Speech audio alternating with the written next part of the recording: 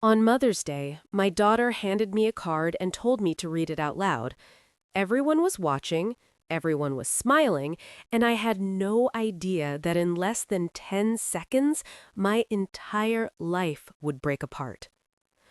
Roses are red, violets are blue. I began reading with a smile. Then my voice stopped working because the next words were, "You are a burden. No one wants you here." My name is Grace. I am 74 years old, and that moment was the most humiliating moment of my life.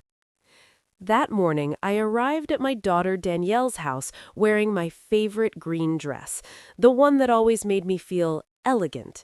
I brought fresh flowers and homemade treats for my grandchildren when the youngest ran toward me shouting, "Grandma Grace!" and wrapped her arms around my legs. My heart felt full. For a brief moment, everything felt right. Michael, my son-in-law, barely looked at me, just a quick, cold nod.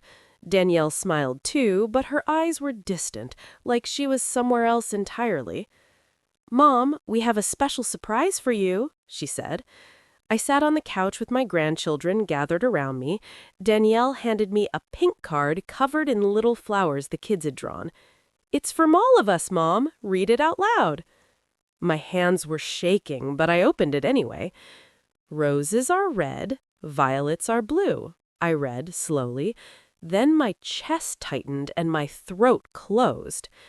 "You are a heavy burden. No one wants you here. Your time has passed. It is time for you to go. Signed, your family who can't stand you anymore."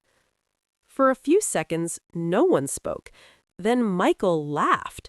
Not an uncomfortable laugh, not an awkward laugh, but a cruel one.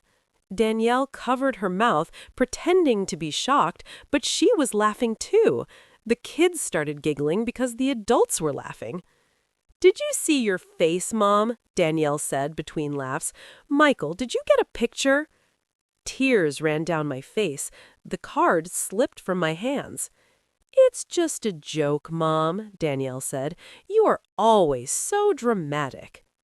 Michael picked up the card and said, "Relax, Grace. But honestly, you've been around a lot lately. Maybe it's time to think about other options." "Other options?" I asked, barely able to speak. Danielle leaned forward, talking slowly like she was explaining something to a child. "There are nice senior living communities, places for people your age. You would be more comfortable." Comfortable? On Mother's Day, my own daughter was trying to get rid of me. I stood up slowly, my legs trembling. "I think I should go." "Okay, Mom," Danielle said, without standing up. "We'll call you later."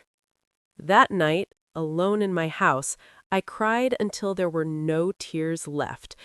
And then something changed inside me. The next morning, I blocked all of them, and for the first time in decades, I allowed myself to see the truth. I was not a burden. I was the reason they were comfortable.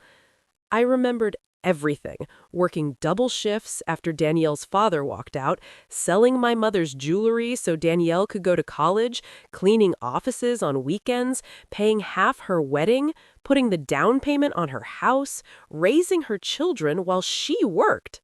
When Michael lost his job, I sent $500 every month. They never told me to stop. They just kept taking. In the last 5 years alone, I gave them $67,000. And when I got sick with a high fever, unable to stand, they told me to ask a neighbor. That was when I understood. I was not their mother. I was their safety net, their wallet, their free help. What they didn't know was that I owned a beachfront condo in Nassau that had been quietly earning money for decades. They didn't know about my investments, my savings, the nearly $400,000 that belonged to me. On Tuesday morning, I took my power back. I canceled every transfer, closed every joint account, changed my will.